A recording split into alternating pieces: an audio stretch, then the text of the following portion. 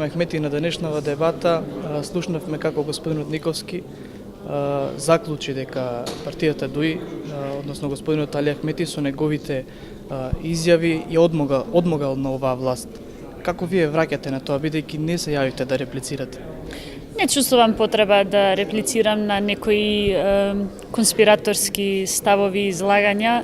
Мислам дека Република Македонија, како и државите од Балканот, доволно долго и доволно тешки последици страда од таквите конспиративни оценки и ставови и изјави. Слични на тие се и ставовите дека, не знам, Америка или пак Европската Унија водат некакви си заговори против Република Македонија. Апсолутно ги одбивам и ги побивам таквите тези. Ниту сакам да верувам во нив, ниту пак некогаш би имала потреба да ги коментирам или да реплицирам на таквите изјави. Не стојат, не се основани и апсолутно немаат никаква врска со вистината.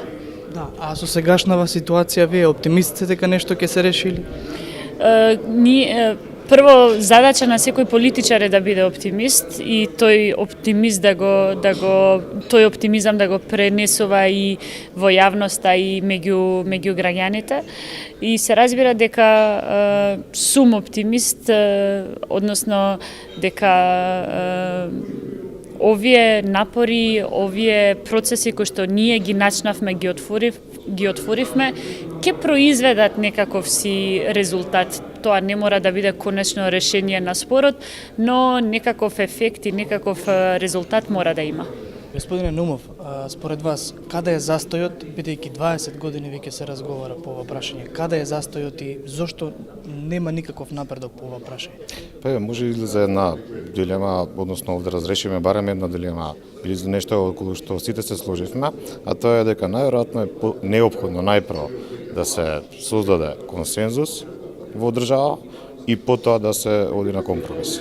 Но прашањето е сега понатаму следно. Ако е тоа така, тогаш јас тврдам дека ќе остане проблемот многу долго, додека е ова владечка структура на власт. Бидејќи сегда, како да видиме во било која теорија или во пракса, мнозинството е тоа кое што треба да излезе и да се обиде да создаде консензус.